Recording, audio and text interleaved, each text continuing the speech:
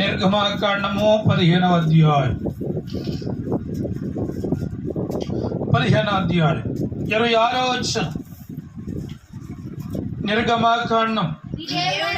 మీ దేవుడని యెహోవా వాక్కును శ్రద్ధగా విని ఆయన దృష్టికి న్యాయమైనది చేసి ఆయన ఆజ్ఞలకు విధేయులై ఆయన కట్టడలన్నిటినీ అనుసరించి నడుచుకొని ఎడల నేను ఐగుప్తులకు కలుగ చేసిన రోగములలో ఏది మీకు రానియును, నేను స్వస్థపరిచే యెహోవాను నేనే అని దేవునికి స్తోత్రం. ఇక్కడ ఏం రాయబడిందయ్యా అని అంటే, ఆయన ఆజ్ఞలకు విధేయులై. దేవుని నామానికి మహిమ కలుగును గాక. చెప్పు హల్లెలూయా. ఆశీర్వాదము ఎక్కడ దాగి ఉందంట? చెప్పు, ఎక్కడ దాగి ఉందంట? దేవుని ఆశీర్వాదము ఏమండి, ఎక్కడికో వెళ్తే ఆశీర్వాదం రాదు. ఇక్కడ కాదు, అక్కడికి వెళ్తే లేకపోతే ఇంకొక ప్రాంతానికి వెళ్తే. మరొక మాట చెప్పనా, ఆశీర్వాదించబడటానికి మానవుడు ఏం చేస్తున్నాడు తెలుసా? పరిగెత్తుతూ ఉన్నాడు. చెప్పాలి, ఏం చేస్తున్నాడు? ఎక్కడికి?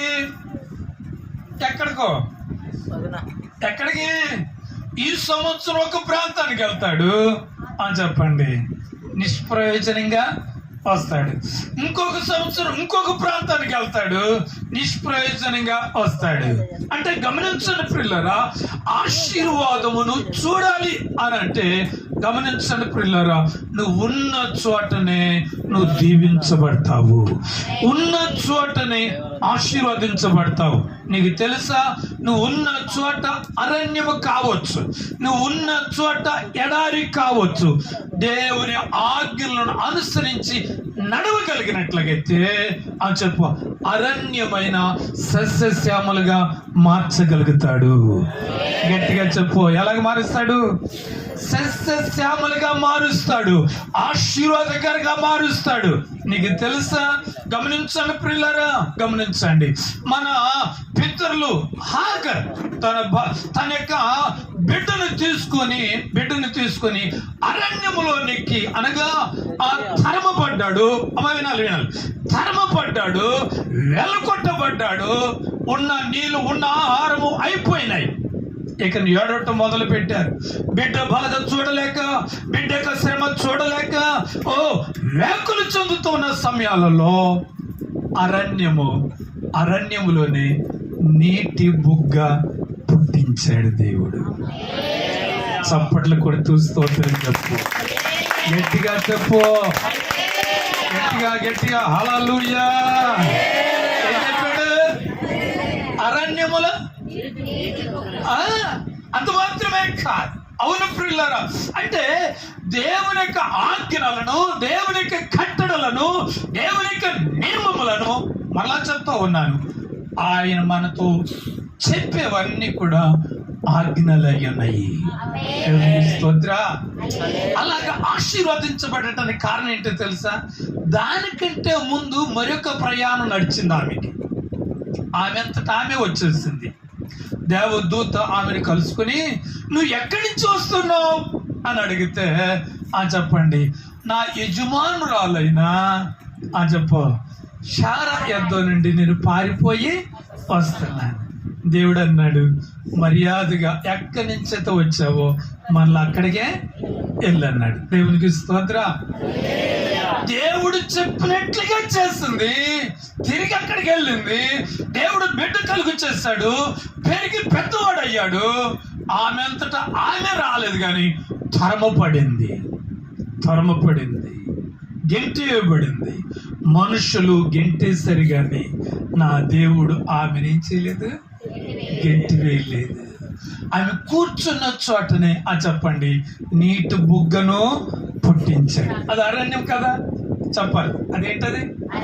అవునండి, అరణ్యము.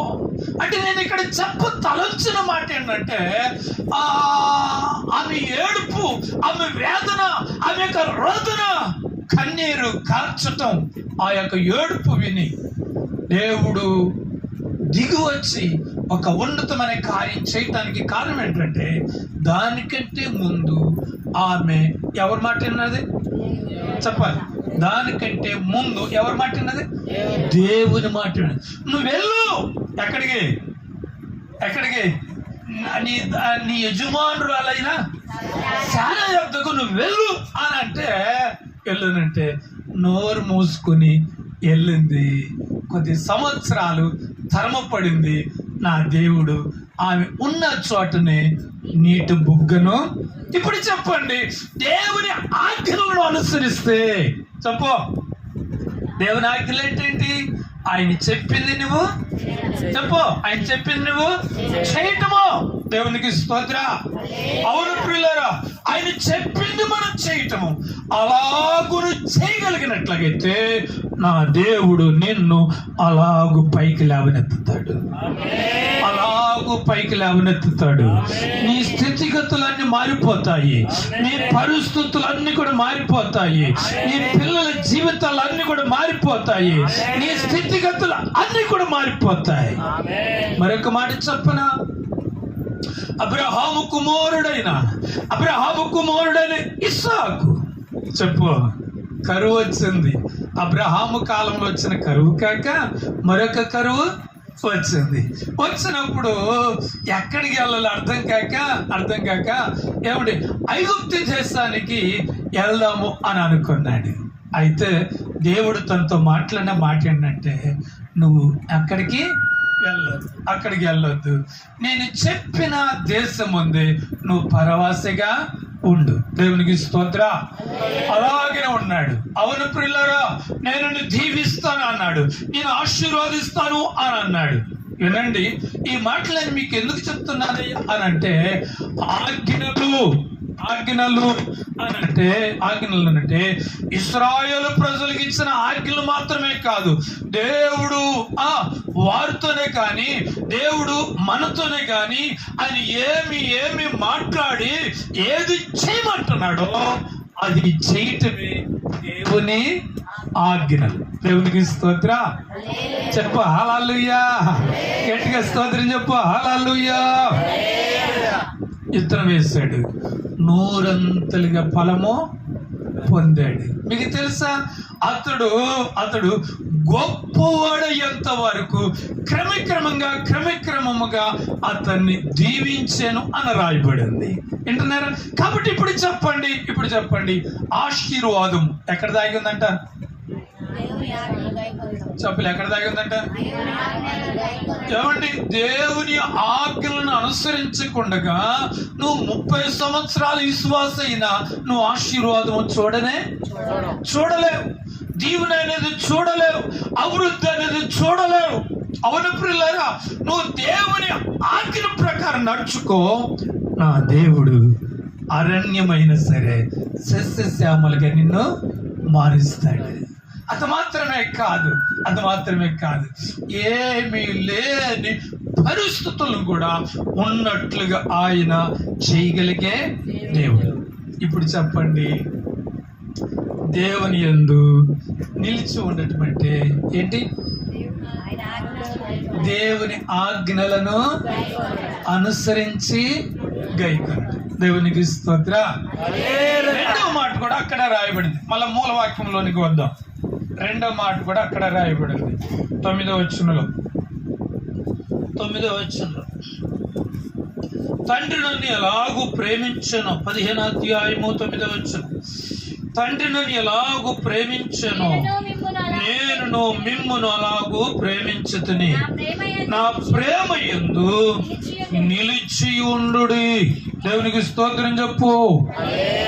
రెండవ లక్షణాలు ఏమిటయ్యానంటే, ప్రేమ యందు నిలిచి ఉండాలంట. ప్రేమ యందు చెప్పాలి. దేవుడు మనల్ని ఎలాగ ప్రేమించాడు చెప్పు తల్లి. దేవుడు మనల్ని ఎలాగ ప్రేమించాడు, ఎంత దాకా ప్రేమించాడు, ఏ విధంగా ప్రేమించాడు చూస్తారా? బైబిల్లోనికి రండి. ఎఫెసీయులకు రాసిన పత్రిక ఆయన ఎలాగ మనల్ని ప్రేమించాడు, 5వ అధ్యాయము ఎఫెసీయులకు రాసిన పత్రిక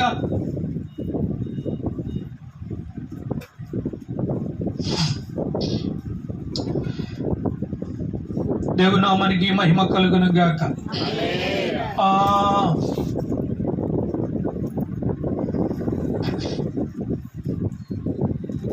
రైట్, చూడండి 29వ వచనం, 29 లేదా 28 గానే చూద్దాం. అటువలే పురుషులు కూడా తమ సొంత శరీరములనని తమ భార్యలను ప్రేమింపబద్ధులై ఉన్నారు. తన భార్యను ప్రేమించువాడు తనను ప్రేమించుకొనుచున్నాడు. తన శరీరమును ద్వేషించిన వాడెవడనో లేడు గాని ప్రతి వాడును దాన్ని పోషించి సంరక్షించుకొనును. మనము క్రీస్తు శరీరమునకు అవయములమై ఉన్నాము కనుక అలాగే క్రీస్తుతో కూడా సంఘమును పోషించి సంరక్షించుచున్నాడు. రైట్, ఏనండి 25 కానించి చూద్దాం.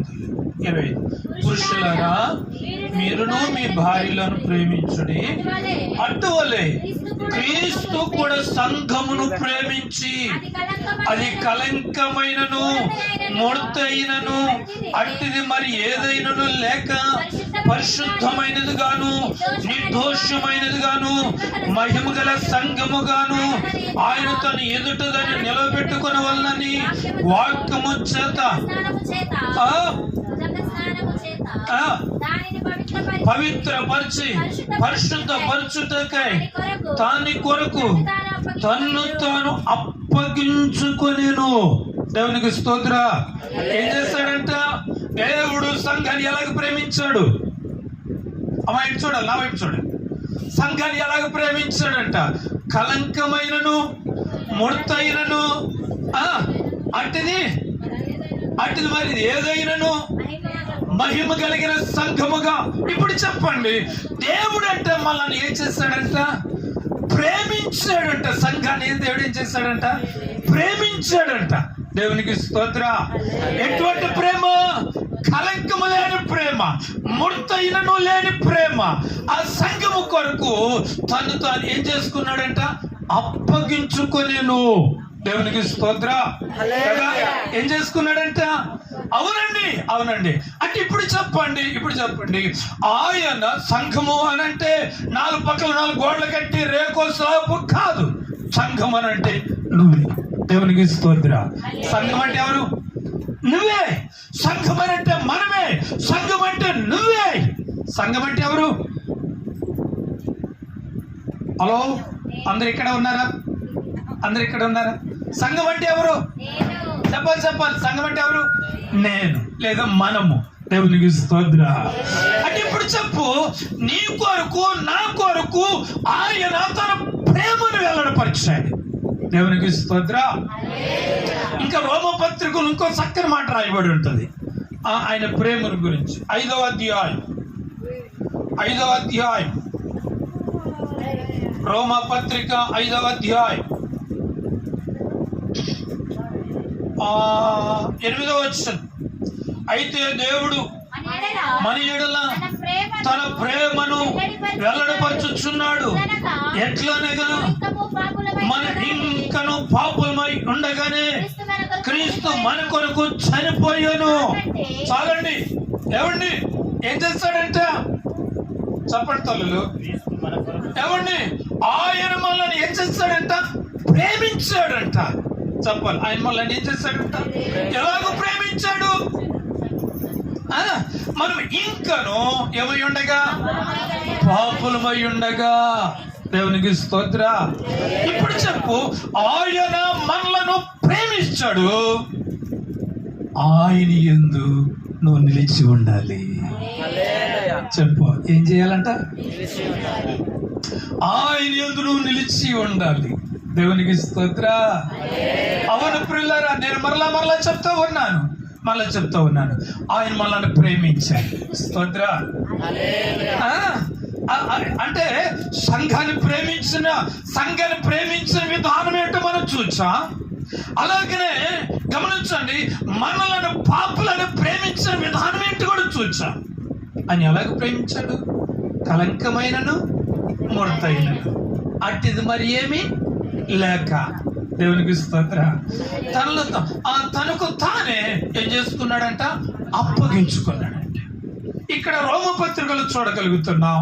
ఆయన మన పాపులమై ఉండగా, చెప్పాలి, మన కొరకు చనిపోయి. అంటే ఆయన ప్రేమ చనిపోయేంత వరకు కూడా, చనిపోయేదాకా కూడా ఆయన ప్రేమను మనలను అని చెప్పండి ప్రేమిస్తూనే ఉన్నాడు. దేవునికి స్తోత్రం.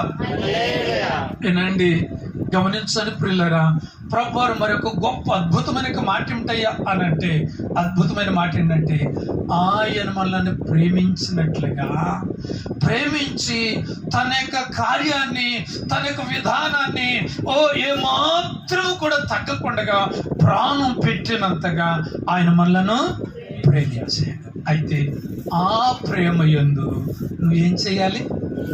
నిలిచి, ఆ ప్రేమ యందు నిలిచి ఉండాలి. దేవునికి స్తోత్రం చెప్పు. అవునండి, అవునండి. ఆ ప్రేమ యందు నువ్వు నిలిచి ఉంటే, ఆ ప్రేమ యందు నువ్వు నిలిచిన వాడిగా ఉంటే నువ్వేం చూడగలుగుతావు తెలుసా? ఆశీర్వాదాన్ని నువ్వు చూడగలుగుతావు. ఇప్పుడు చెప్పు, ఫస్ట్ ఏంటి? నా యందు నిలిచి ఉండుడి అన్న మాటకు చెప్పు. ఒకటి, దేవుని ఆజ్ఞలను గైకొనటం, అనుసరించి నడుచుకొనటము, ఆయన యందు మనము నిలిచున్న వారిగా ఉంటాం. రెండవ మాట చెప్పండి. రెండవ మాట, ఆయన ప్రేమ యందు మనం ఏం చేయి ఉండాలంట? నిలిచి ఉండాలి. ఆయన మనల్ని ఏ విధంగా ప్రేమించాడు అని అంటే, ప్రాణము పెట్టినంతగా ప్రేమించాడు. దేవునికి స్తోత్రం. ఇలాగూ ఎవరైనా ప్రేమించుంటారా? ఇలాగూ ఎవరైనా కార్యాలు చేస్తుంటారా? ఇలాగూ ఎవరైనా త్యాగం చేశారా? ఎవరు చేయలేదు. అయితే నా దేవుడు నీ కొరకు, నా కొరకు కల్వరి సిలువలో ప్రాణం పెట్టి, తన త్యాగం చేసి, తన రక్తము కార్చి ఆయన తన ప్రేమను రుజుపరుచుకున్నాడు. దేవునికి స్తోత్రం. ప్రేమించిన వారిని దేవుడు ఏ విధంగా చేస్తాడు అని అంటే, చూడండి సామెతల గ్రంథం 8వ అధ్యాయం. ఇందాక ఒక మాట జ్ఞాపకం చేస్తాను. నన్ను ప్రేమించిన వారిని నేను ప్రేమిస్తున్నాను, వారిని ఆస్తికర్తలుగా చేయుదును అని అంటాడు. సామెతల గ్రంథం 8వ అధ్యాయం.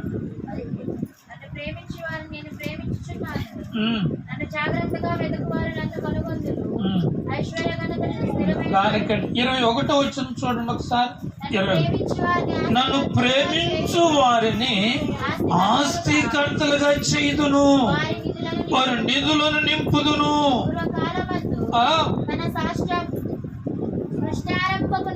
చాలండి. ఇక్కడ రాయబడిన మాట ఏమిటయ్యానంటే, గమనించండి ప్రియులారా, గమనించండి. అలాగే 17 వచనం కూడా. 17, నన్ను ప్రేమించు వారిని నేను ప్రేమించుచున్నాను. చెప్పు, ఏమన్నాడు అంటే, నన్ను ఎవరైతే ప్రేమిస్తారో తిరిగి నేనేం చేస్తాను? ప్రేమిస్తాను. నా యందు ఎవరైతే ఉంటారో తిరిగి నేను వారి యందు, చెప్పాలి, నేను వారి యందు ఉంటాను. అర్థం కదా? అయితే ఇప్పుడు చెప్పండి, దేవుడు నన్ను ఎవరైతే నన్ను ప్రేమిస్తారో నేను వారిని ప్రేమిస్తాను. నేను ఎవరైతే ప్రేమిస్తానో వారిని ఏం చేస్తానన్నాడు? ఆస్తికర్తలుగా చేస్తానన్నాడు. ఇక్కడ స్థిరమైన కలిమి 17వ వచనం. స్థిరమైన ఏమన్నాడు? నన్ను ప్రేమించు వారిని నేను ప్రేమించుచున్నాను, నన్ను జాగ్రత్తగా వెతుకువారు నన్ను కనుగొందురు.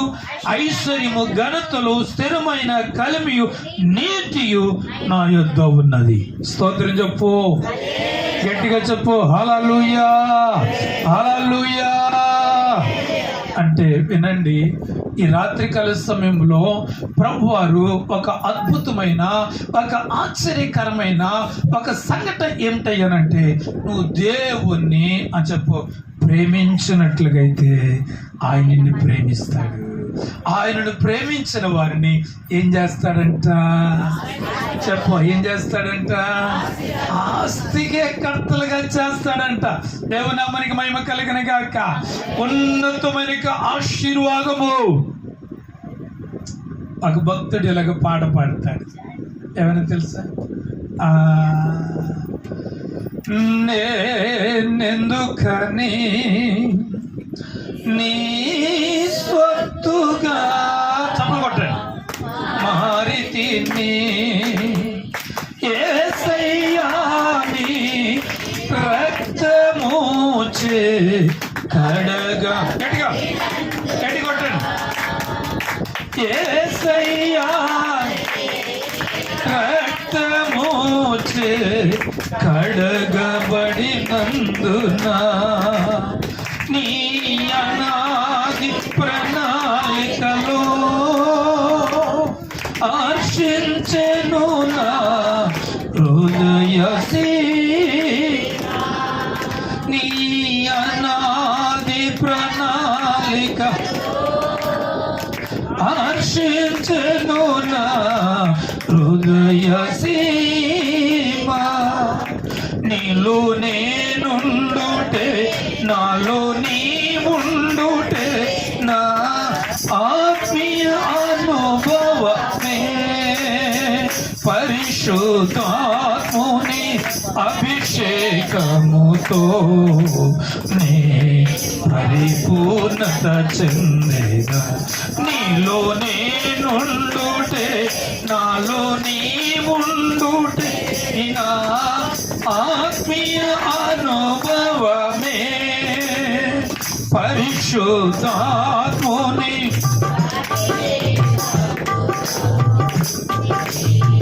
పరిపూర్ణత చెందేదా ఆహా నా ధన్యత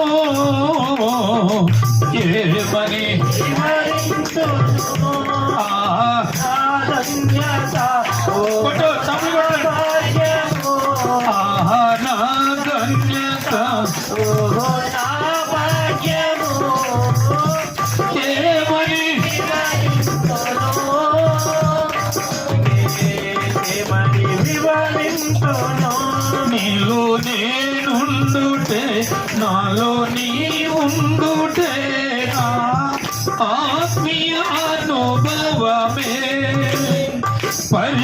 పరిశుద్ధాత్ముని అభిషేకముతో నే పరిపూర్ణత చెందేదా ఆహా నా ధన్యత ఓ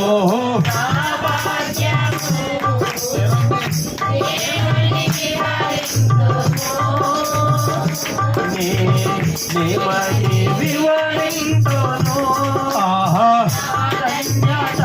కొట్టు తమ్ముడు ఆయన మనలోను మనము ఆయనతో ఏమని వివరింతును దేవుని నామానికి మహిమ కలుగును గాక అందరూ చెప్పండి హల్లెలూయా హల్లెలూయా ఈ రాత్రికాల సమయంలో ఆయన మనలోను మనము ఆయనలోను నిలిచి ఉండే అనుభూతి ఎటువంటిదయ్యా అనంటే అది మధురమైన గీతం అది చెప్పు గట్టిగా హల్లెలూయా ఎటువంటి మధురం అది మధురమైన తీపికలు అన్నమాట అది అవునండి అవునండి చెప్పండి ఈ రాత్రికాల సమయంలో ఒకటి దేవుని ఆజ్ఞలను అనుసరించి నడవటం వల్ల మనము ఆయన యందు ఉన్నాం. రెండవది ఆయన ప్రేమ యందు మనము నిలకడ కలిగి ఉండాలి. ఎలాగా అంటే ఆయన సిలువ మరణం పొందినంతగా ఆయన మనలను ప్రేమించాడు. ఆ ప్రేమ యందు నువ్వేం చేయాలి? నిలకడగా ఉండాలి. నీకు తెలుసా, చాలామంది బాప్తీసాలు తీసుకుంటారు, 3 నెలలు కరెక్ట్గా ఉంటారు, లేదనంటే 6 నెలలు కరెక్ట్గా ఉంటారు. ఆ తర్వాత ఏం చేస్తారు అని అంటే పాత జ్ఞాపకాలను మరలా చెప్పాలి ఏంటది? పాత జ్ఞాపకాలు అంటే ఆయన నా కొరకు చనిపోయాడని అని చెప్పు, ఆయన సొంత రక్షకునిగా అంగీకరించాలని నువ్వు మనసు మార్చుకున్నావు, మంచిదే. చెప్పు, నువ్వు మనసు మార్చుకున్నావు, రక్షించబడ్డావు. అవును ప్రియులారా, ఆయన కొరకే ఖచ్చితంగా నేను బ్రతకాలి, నిలబడాలి అని నిశ్చయిత కలిగి ఉన్నావు, మంచిదే. అయితే అదే నిశ్చయత ఎప్పుడు దాకా ఉండాలి? ఎప్పుడు దాకా ఉండాలి? పెళ్ళైన తర్వాత కష్టం వచ్చిందని వదిలిపెడితే ఎట్లాగా? మాట్లాడరా? పెళ్ళైన తర్వాత కష్టం వచ్చిందని వదిలిపెడితే కుటుంబం అంటారా? సమాజం అంటారా? చెప్పండి. కష్టమైన నష్టమైన వివాహం అయిన తర్వాత ఏం చేయాలి? అక్కడనే కొంతమంది ఫార్మాట్కి మాత్రమే పెళ్ళిళ్ళు చేసుకుంటారు. ఆ తర్వాత వాళ్ళు చేసే బిజినెస్లు వేరుగా ఉంటుంది. అవును ప్రియులారా, అంటే గమనించండి, ఆయన మనల్ని ప్రేమించాడు. ఆ ప్రేమ యందు నువ్వు ఏం చేయాలి? నిలబడాలి. దేవునికి స్తోత్రం. ఆయన నన్ను ప్రేమించి తన ప్రాణం పెట్టాడు. ఆయనను ప్రేమించి తన రక్తాన్ని కార్చాడు. ఆయనను ప్రేమించి గాయముల చేత కొట్టబడ్డాడు, దున్నబడ్డాడు. అయితే ఆయన ప్రేమ యందు మనం ఏం చేయి ఉండాలి? నిలిచి ఉండాలి. దీన్నే ఏమంటారంటే, ఏనండి మాట ఇచ్చిన తర్వాత నష్టము కలిగినని కానీ మాట తప్పకూడదు. 15వ కీర్తనలో ఈ మాట చూడగలుగుతాం. 15వ కీర్తనలో ఒకసారి జ్ఞాపం చేస్తారా మాట? 15వ అధ్యాయము, కీర్తన గ్రంథం 15వ అధ్యాయము.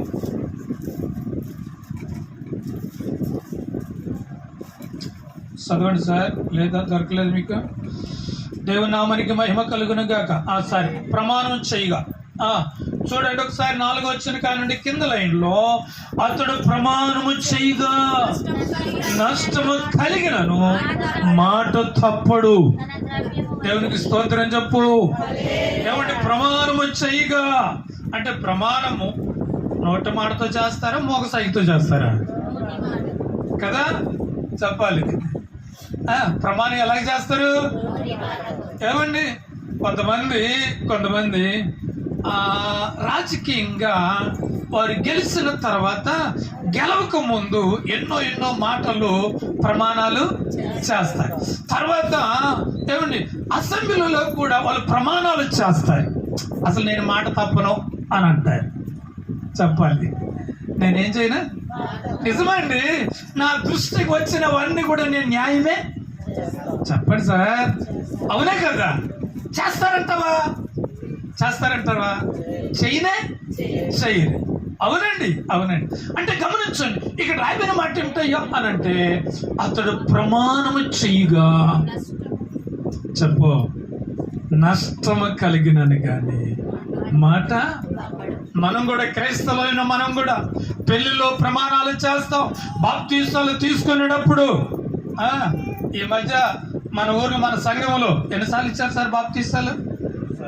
2 సార్లు. మరి ఎంతమంది తీసుకున్నారు తెలియదు కానీ గమనించండి ప్రియులారా, ప్రమాణాలు చేయకుండా బాప్తీసాలు ఏమి ఇస్తారా? ఎవరు వింటారా? అయితే ప్రమాణాలు చాలా మంది తప్పిపోయారు. బాప్తీసాలు తీసుకున్న తర్వాత కొంచెం కష్టం వచ్చినప్పుడు, కొంచెం శ్రమ వచ్చినప్పుడు తప్పిపోయారు. నేను మళ్ళా చెప్తా ఉన్నాను, తప్పిపోవటం కాదు, ప్రభు కొరకు నిలబడు. నా దేవుడు నిన్ను లేవనెత్తుతాడు, నా దేవుడు నిన్ను పైకి లేపుతాడు. అంటే గమనించండి, ఆయన యందు నిలిచి ఉంటే చాలు. మరొక మాట, ఒక అద్భుతమైన మాట చెప్పనా? యేసేపు తన జీవితంలో లేకపోతే యేసేపు ఫలానా దగ్గర ఆయన ప్రార్థన చేస్తాడు అని ఎక్కడ రాయబడలేదు. యేసేపు తన తండ్రి దగ్గరే కానీ, ఐగుప్తు దేశానికి చెరలో వచ్చినప్పుడు కానీ, ఐగుప్తు దేశానికి వచ్చినప్పుడు కానీ తాను మోకరించి, లేకపోతే బబులోను దేశంలో ఉన్నప్పుడు దానియేలు ప్రార్థన చేసినట్లుగా మనము చూడగలుగుతాం. షడ్రకు మెషకు అబేద్నెగోల వారు ప్రార్థన చేసినట్లుగా మనము చూడగలుగుతాం. ఎస్తేరు ప్రార్థన చేసినట్లుగా మనము చెప్పండి. మర్దెకై చెప్పాలి, మర్దెకై చేసినట్లుగా మనం చూడగలుగుతాం. యోసేపు చేసినట్లుగా చూడలేదు. మరి యోసేపు ఎలా దీవించబడ్డాడు చెప్పాలి. యోసేపు దీవించబడలేదా? చెప్పు తల్లి, లేదా? అవునండి, అవునండి, ప్రధానుడిగా అయ్యాడు కదా. ఒక ఉన్నతమైన ఒక ప్రథమ స్థానం కలిగి ఉన్నాడు కదా. ఎలాగ దీవించబడ్డాడు? తను చేసినది ఒకటి, అదేంటో తెలుసా? ఆజ్ఞను అనుసరించి నడుచుకున్నాడు. నీకు తెలుసా, పాపము ఆయన దగ్గరకు వచ్చింది. పాపము దగ్గరకు వస్తే ఆ పాపాన్ని విసర్జించుకొని, పాపాన్ని వదిలించుకొని ఆయన ఏమైపోయాడు? పారిపోయాడు. మీకు తెలుసా, మనము చూడగలుగుతాం నిర్గమకాండములో కూడా ఆజ్ఞల్లో పాపము కూడా ఒక ఆజ్ఞ. చెప్పాలి, పాపము కూడా. నీ పొరుగు వానిది ఏది కూడా చెప్పాలి. దాసినైనను దాసుడునైనను పొరుగు వాని యొక్క భార్యనైనను ఏం చేయకూడదంట? ఆజ్ఞ అది. అవును ప్రియులారా, అంటే ఈ ఆజ్ఞ రాకముందే చెప్పు, ఈ ఆజ్ఞ ఎప్పుడు వచ్చింది? మోషే కాలంలో వచ్చింది. యోసేపు ఎప్పుడున్నాడు? యోసేపు ఎక్కడున్నాడు? మోషే ముందున్నాడా? మోషే అనుకున్నాడా? మోషే కంటే ఇంకా వెనక ఉన్నాడు. వెనకంటారా ముందంటారా అన్న? ఎలాగంటారు? దేవునికి స్తోత్రం. ఆది కాండములో యోసేపు ఉన్నాడు. చెప్పాలి, ఆది కాండములో యోసేపు ఉన్నాడు. నిర్గమకాండములో ఉంది ఆజ్ఞల గురించి. ఏమని? పొరుగు వారిది ఏదియు ఆశించు. మరి ఆది కాండములో ఉన్న వ్యక్తి యోసేపుకి ఎలాగ తెలుసు? పొరుగు వారిని ఏది కూడా, భార్యని కానీ, దాసునని కానీ, గాడిద కానీ, ఇంకా ఏదైనా ఆశించకూడదని. అయితే గమనించండి పిల్లలు, గమనించండి. ఇంత ఘోరమైన పాపము చేసి దేవునికి నేను వ్యతిరేకమైన పని చెయ్యను అని అన్నాడు. దేవునికి స్తోత్ర. అవును ప్రియులారా, ఈ రోజున గమనించండి, ఈ రోజు గమనించండి, యోసేపు అలాగూ దీవించబడటానికి కారణం ఏమిటయ్యారంటే ఆయన పాపాన్ని విసర్జించిన వాడు. చెప్పు, ఏం చేశాడు? ఆయన ఏం చేశాడు? పాపాన్ని విసర్జించిన వాడు. ఎవరొస్తుడు, ఎవరి ప్రకారంగా, ఎవరి విచ్చలవిడిగా తిరగొచ్చు, తాగొచ్చు, ఉండొచ్చు కదా. ఎలాగుండొచ్చు? విచ్చలవిడిగా. ఏమండి, ఒక వ్యక్తిని, ఒక బిడ్డను, ఒక సంఘములో ఒక యవనొస్తుడు, యవన కాలంలో అనగా 6th క్లాస్ కానించి 8th క్లాస్ దాకా చర్చిలో ఉన్నాడు. చర్చిలో ఉండి కాంగు కొడతా ఉండేవాడు. తల్లిదండ్రులు అన్న వాళ్ళు ఏం చేస్తారంటే, మా బిడ్డ ఒక ఉన్నతమైన చదువులు చదివించాలని చెప్పి ప్రైవేటు హాస్టల్లో వేశారు. అమ్మాయినా ప్రైవేటు హాస్టల్లో వేశారు. వేసిన తర్వాత ఒక 6 నెలలకి, ఒక సంవత్సరానికి ఇలాగిన మీటింగ్ జరుగుతూ ఉంటే సెలవులకి ఇంటికి వచ్చాడు అనమాట. ఇంటికి వస్తే ఇందాక అయ్యగారు చెప్పినట్లుగా ఇదంతా జుట్టు లేదు, పైన ఉంది. ఈ పైన కూడా ఏ కలర్లో ఉందో తెలుసా? రాగి కలర్ లాగా ఉంది, ఎల్లో కలర్. జుట్టు ఎల్లో కలర్లో ఉంది. ఇక అక్కడ వేసిన కానుండి ఇక ఇంటికి వచ్చిన మందిరానికి వచ్చేవాడు కాదు, కాంగు కొట్టేవాడు, చక్కగా పాటలు పాడుతూ ఉంటే కాంగు కొట్టేవాడు. ఒక పనిముట్టుగా ఉపయోగకరంగా ఉండేవాడు. ఎప్పుడైతే హాస్టల్లో వేసేసారో అక్కడ అలవాట్లు, అక్కడ పద్ధతులు, అక్కడ కార్యాలు, అక్కడ వస్త్రాలు, అక్కడున్న విధానము, ఇవన్నీ కూడా వంట అభ్యసింప చేసుకొని చివరికి చెప్పండి దేవుని మందిరానికి దూరము అయిపోయాడు. దేవుని మందిరానికి దూరం అయిపోయాడు. అవును ప్రియులారా, అవునండి, దేవుని మందిరానికి దూరం అయిపోయాడు, ప్రార్థనకి దూరం అయిపోయాడు, సావాసానికి దూరం అయిపోయాడు. చివరికి ఎవరినో ప్రేమించాడు, ఎవరినో పెళ్లి చేసుకున్నాడు. ఏనండి, గమనించండి ప్రియులారా, గమనించండి. తన జీవితము ఉన్నతమైన చదువులు చదువుకున్నాడు, కానీ ఇప్పుడు వరకు కూడా ఉద్యోగం అనేది రాలేదు. ఇందాక చెప్పాను కదా, చుట్టూ గొరికించుకున్నాడు, పైన మట్టుకు కుప్పలాగా పెట్టుకున్నాడు. ఇప్పుడు చూస్తే ఇదంతా మైదానం అయిపోయింది. వాస్తవం, ఇదంతా మైదానం పోయింది. తన పిల్లలు ఇంకా చిన్న పిల్లలే, నా అంత వయసు కూడా కాదు. అర్థం కాలే మీకు? అవును పిల్లరా, కరెక్ట్గా ఎంత ఉంటుందయ్యా అని అంటే ఒక 25 లేదా ఒక 26, 27 సంవత్సరాలు, 27 కూడా ఉండదు, 26 సంవత్సరాలు ఏముంటే ఉండొచ్చు ఏమో. అంటే నేను ఈ మాట ఎందుకు చెప్తున్నానయ్యా అని అంటే, గమనించండి పిల్లరా, గమనించండి. ఏసేపు ఒంటరిగా ఉన్నప్పటికీ, ఏసేపు దేశము కాని దేశంలో ఉన్నప్పటికీ కూడా చెప్పండి, అతడు ఎవరికి భయపడ్డాడు? దేవునికి భయపడ్డాడు. పాపము దగ్గరకు వచ్చినప్పటికీ పాపాన్ని దాన్ని వదిలించుకొని అతడు ఏమైపోయాడు? పారిపోయాడు. చెయ్యరాని నేరానికి సరసాలు కూడా వేయబడ్డాడు. అయినా కానీ అక్కడ అంటాడు, సరసాలలో కూడా దేవుడు అతనికి ఏమై ఉన్నాడంట? తోడై ఉండేను అని రాయి. నేను ఇక్కడ తలొచ్చిన మాట ఏంటంటే ఆ విధంగా కలిగి ఉన్నాడు. అయితే గమనించండి పిల్లరా, గమనించండి. మనము లేకపోతే కొంతమంది ఉపవాసాలు ఉండటము, గంటల తరలపడి మనం ప్రార్థన చేస్తానా, అట్టి ఆశీర్వాదం మనం చూడట్లా. ఏంటి ఆశీర్వాదము? ఏసేపు పొందుకున్న ఆశీర్వాదము ఒక పావంతు కూడా చూడట్లా. మరి ఆయన ఏమి కూడా నన్ను దీవించు ఆయన ఏమి అడగల. మనం దించమని అడుగుతున్నా, చెప్పరే, దించమని అడుగుతున్నా, ఏం రావట్లేదు, దిగి రావట్లా. కారణం ఏంటో ఏనండి, మనలో లేదా నీళ్ళు ఎక్కడో ఏముంది? దేవుని ఆజ్ఞను మీరుతున్నాం. నేను మళ్ళా చెప్తున్నా, పాట పాడుతున్నావు బాగానే ఉంది, పరిచయం చేస్తున్నావు బాగానే ఉంది, సేవకులను ఆదరిస్తున్నావు బాగానే ఉంది, ప్రసంగం చేస్తున్నావు బాగానే ఉంది.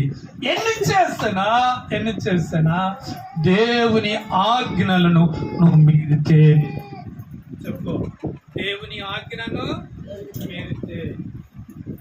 హల్లెలూయా, హల్లెలూయా. రైట్, నా మాట మీకు వినబడుతుందిగా? పర్వాలేదా? మైక్ లేకపోయినా? మైక్ ఉంటేనే నిద్రపోతాం, మైక్ లేకపోతే నిద్రపోతాం అంటారు. చెప్ప హల్లెలూయా, హల్లెలూయా. వినండి, మరొక మాటకి జ్ఞాపకం చేస్తాను. దేవుని యందు మనం ఏమై ఉండాలి అని అంటే, చెప్పండి, ఆజ్ఞలను నడవగలిగే వారంగా ఉండాలి. రెండవది, ఆయన ప్రేమ యందు చెప్పాలి, ఆయన ప్రేమ యందు అలాగూ నిలిచి ఉంటే దేవుడంట మనల్ని బహుగా ఫలించినట్లుగా ఆశీర్వాదిస్తాడండి. చూడండి, మళ్ళా మన మూలవాక్యంలోనికి వద్దాం. 7వ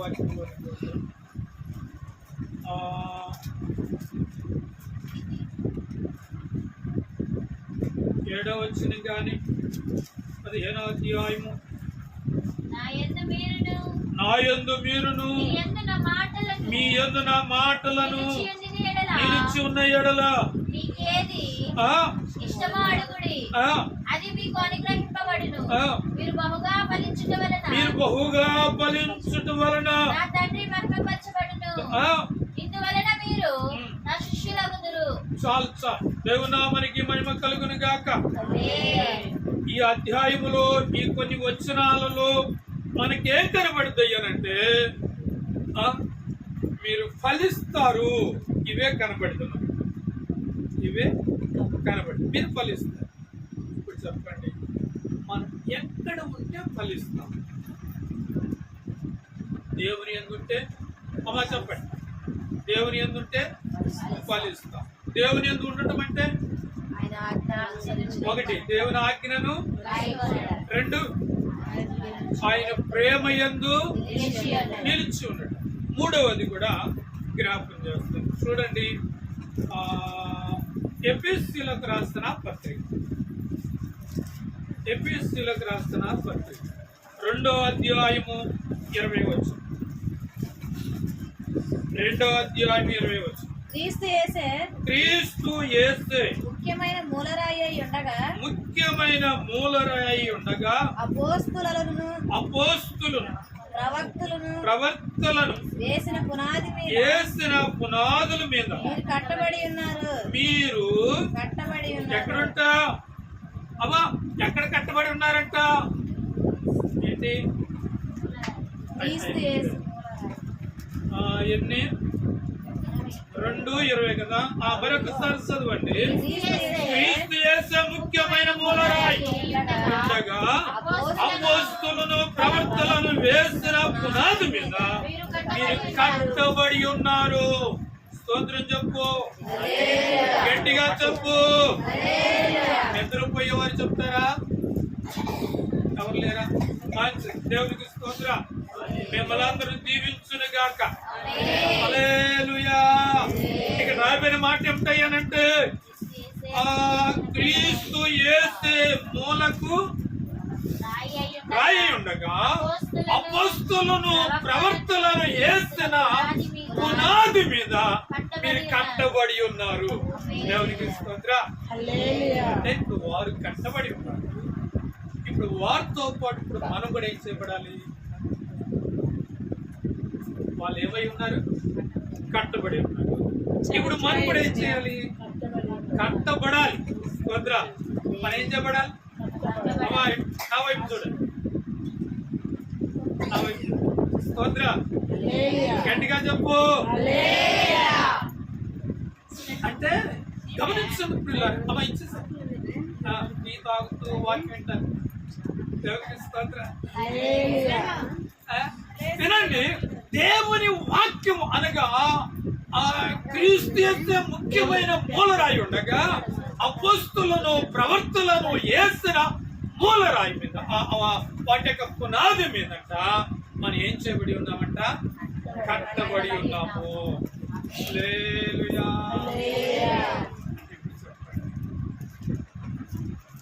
అపోస్తలులు వేసిన పునాదుల మీద, ప్రవక్తలు వేసిన పునాదుల మీద మనం కూడా కట్టబడుతూ ఉండాలి.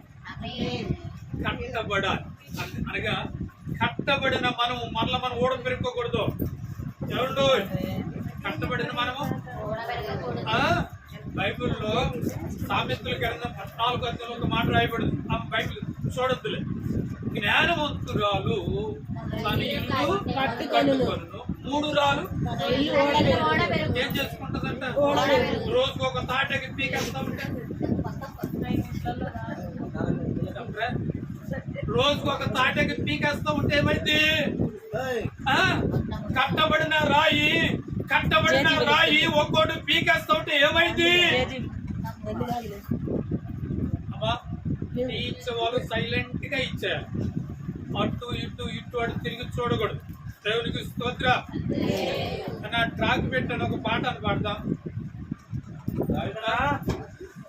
నువ్వు పాట పాడకూడదు అని చెప్పాను. ట్రాక్ రోడ్ లో ఉంటున్నాడు అయ్యగారు. దేవునికి స్తోత్ర. హల్లెలూయా. స్తోత్రం. హల్లెలూయా.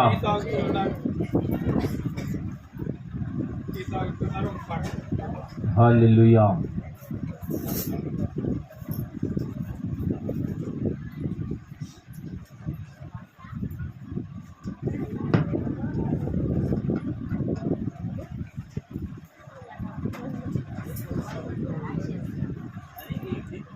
నిలబెడతారు టీలు.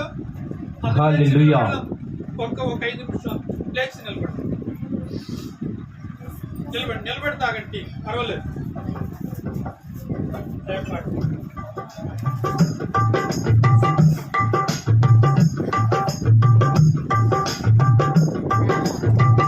ఏడేళ్ళు పరిశుద్ధులకు విందవుతుంది, ఏడేళ్ళు లోకం మీదకి శ్రమ రాబోతుంది.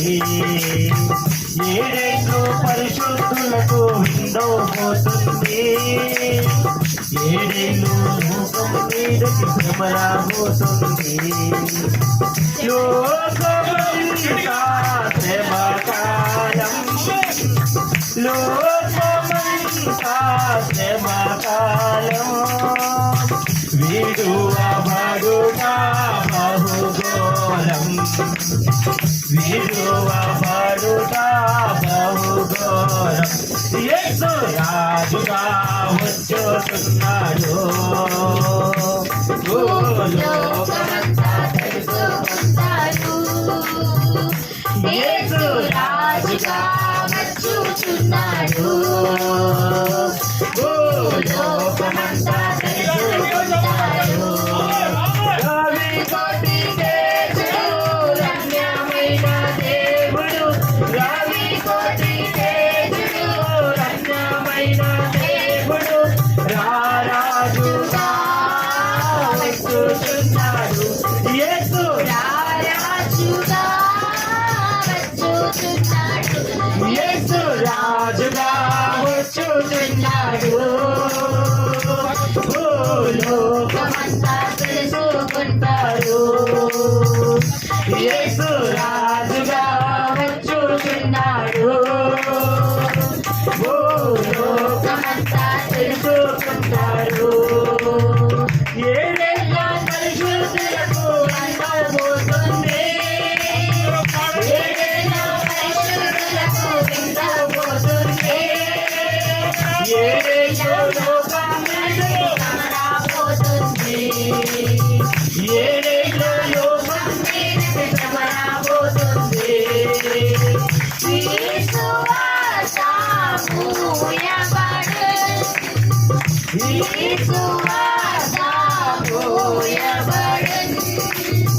వాక్యమే కరువగును, వాక్యమే కరువగును.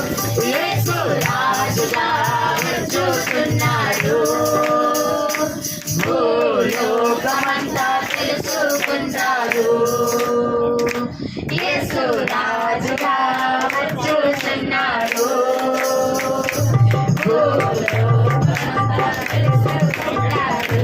హల్లెలూయా. అందరు కూర్చో.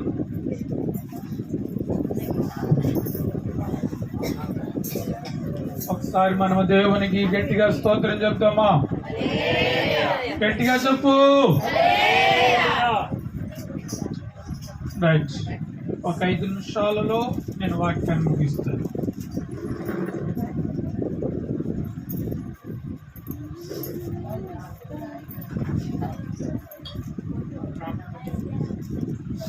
దేవునికి స్తోత్రం.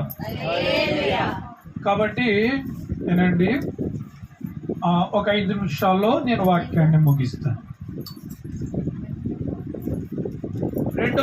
మూడవ అనుభవం ఏంటంటే, మనము ఎక్కడ కట్టబడి ఉన్నామంట? క్రీస్తు యేసే మూలరాయి ఉండగా అపోస్తులను ప్రవక్తలను యేసిన పునాది మీద మీరు కట్టబడి ఉన్నారు. స్తోత్రం. వారు కట్టబడి ఉన్నారు. ఇప్పుడు మనం కూడా ఏం చేయబడాలి అని అంటే, అదే బోధ మీద అదే పునాది మీద ఏం చేయబడాలి? కట్టబడాలి. దేవునికి స్తోత్ర. అపోస్తులు వేసిన పునాదుల మీద, అపోస్తులు వేసిన ఫౌండేషన్ మీద, అపోస్తులు వేసిన వారు నడిచిన పునాదుల మీద మనము కూడా ఏం చేయాలి? కట్టబడుతూ ఉండాలి. కట్టబడుతుండాలి. మరొక మాట జ్ఞాపం చేస్తాను చూడండి. యోహాను రాసిన సువార్త 17వ అధ్యాయం. యోహాను రాసిన 6వ అధ్యాయం. యోహాను రాసిన 6వ అధ్యాయము 56వ వచనం. 56వ వచనం. నా శరీరము తిని నా రక్తము త్రాగువాడు నా యందు అమ్మా వాణ్ణి యందు. దేవునికి స్తోత్రం. మరొకసారి చదవండి. నా శరీరము తిని నా రక్తము త్రాగువాడు నా యందును నేను వాని యందును నిలిచియుందుము. దేవుని నామానికి మహిమ కలుగును గాక. ఇప్పుడు చెప్పాలి. 4వ అనుభవం ఏమిటయ్యా అనంటే, ఆయన యందు నిలిచి ఉండే అనుభవం ఎటువంటిదయ్యా అనంటే, నా శరీరము తిని నా రక్తము త్రాగువాడు నేను వాని యందు ఉంటాను, వాడు నా యందు ఉంటాడు. దేవునికి స్తోత్ర. ఏనండి, ఆయన శరీరము ఆయన రక్తము తిని త్రాగువాడు వాస్తవంగా నిజంగానే దేవుడు ఉన్నాడా? ఇది పెద్ద ప్రసంగం. ఇది మీకు తెలుసా? యేసు ప్రభువుని అప్పగించిన యూదా ఇస్కరియోతు ఈ రొట్టె ముక్క ముంచి తన చేతికి ఇవ్వటంతోనే సాతానుగాడు వానిలో ప్రవేశించెను అని రాయబడింది. చెప్పండి, సాతానుగాడు ఏం చేశాడంట? వానులో ప్రవేశించాడు. ఇక్కడే రాయబడిందంటే, నా శరీరము నా రక్తమును తిని త్రాగువాడు అని చెప్పండి. నేను వానిలోను, వాడు నా. అంటే ప్రభు శరీరము ప్రభు రక్తం ఎలాగ మనం అనుభవించాలి అని అంటే, మనం పరీక్షించుకుని చెప్పాలి. ఎలాగా? పరీక్షించుకొని మనం తీసుకోవాలి. పరీక్షించుకోకుండా మనం తీసుకున్నట్లుగైతే దానివల్ల పెద్ద ప్రమాదం ఉంది. కొంతమంది నిద్రిస్తున్నారు అని అంటాడు, కొంతమంది చాలామంది రోగులై ఉన్నారు అని అంటాడు. అంటే ఇప్పుడు చెప్పండి, దేవుని యందు ఉండే అనుభవము, దేవుని యందు ఉండి నిలిచి ఉండే అనుభూతి చెప్పు. ఒకటి పరిచర్య చేయటం మాత్రము కాదు, లేదా పాటలు పాడటం మాత్రము కాదు, లేదా ఆరాధన చేయటం మాత్రము కాదు, లేదా ప్రసంగం చేయటం కూడా కాదు. చెప్పు, ప్రసంగం చేయటం కూడా కాదు. దేవుని యందు నిలిచి ఉండే అనుభవం ఏమిటయ్యా అనంటే, ఒకటి దేవుని ఆజ్ఞను అనుసరించి నడుచుకోవాలి. అంటే ఆయన నీతో ఏమేమైతే చెప్తాడో అవన్నీ కూడా నువ్వు చెయ్యాలి. రెండవది, ఆయన ప్రేమ యందు నిలిచి ఉండాలి. అనగా ఆయన మన కొరకు ప్రాణం పెట్టాడు, ప్రాణం పెట్టినంతగా ప్రేమించాడు. కాబట్టి మనము ఆయన ప్రేమ యందు నిలిచి ఉండాలి. మూడవది యేసుక్రీస్తు మూలరాయి ఉండగా అపోస్తులను ప్రవక్తలను వేసిన పునాది మీద మనం ఏం చేయబడాలి? కట్టబడాలి. అంటే మరొక బోధ, మరొక విధానం, రకరకాలమైన బోధలు చెప్పాలి. ఒక రకమైనది కాదండి. ఒక చర్చిలో డ్రమ్ములే లేదని ఒక బోధ, మరొక చర్చిలో ముసుక వేసుకోవద్దని చెప్పండి. నిజమండి, ముసుకే వేసుకోవద్దని బోధ. మరొక బోధలేమో ఏమండి, చిలకరింపిస్తే చాలండి అనొక బోధ. ఏ బోధ? ఏ పునాది అయితే ఆది అపోస్తులైన వారు ఏ పునాదితో సంఘాలు కట్టారు అని అంటే యేసుక్రీస్తు చెప్పిన సంఘాలే అపోస్తులు వేసిన పునాదులు. దేవునికి స్తోత్ర. ఆ పునాదుల మీదనే మనం ఏం చేయబడాలి? కట్టబడాలి. నాలుగవది కదా. నాలుగవది, ఎవడు నా శరీరము తినును, ఎవడు నా రక్తము త్రాగును, నేను వాణ్ణి యందు, స్తోత్రం చెప్పు, నేను వాణ్ణి యందు నిలిచి ఉంటాను. అవునండి. మరొక మాట చెప్పున, దేవుడు మన యందే ఉన్నట్లుగైతే జయమా అపజయమా? చెప్పాలి. జయమా అపజయమా? జయము. దేవునికి స్తోత్ర. దేని మీద? అన్నిటి మీద దేవుడు మనకేమిస్తాడు? జయమిస్తాడు, విజయాన్ని ఇస్తాడు, ఘనతనిస్తాడు. ఓటము ఏమాత్రం కూడా ఓడిపోనివాడు మనలను. దేవునికి స్తోత్ర. ఎందుకనంటే ఇంకా కావలసి అంటే మన పక్షాన ఆయన పోరాడతాడు. ఆయన దేవునికి స్తోత్ర.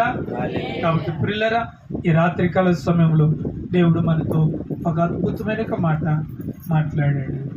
మనము ఆయన యందు నిలిచి ఉన్నాం. దేవునికి స్తోత్ర. ఆయన నిలిచి ఉంటే మనం ఏం చేయబడతామంట?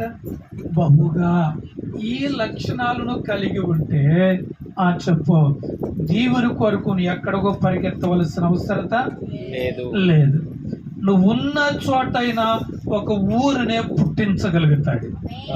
వాస్తవం ఏమండి? అబ్రహామును దేవుడు పిలిచాడు. అబ్రహాము ద్వారా ఒక కుమారుని ఇచ్చాడు.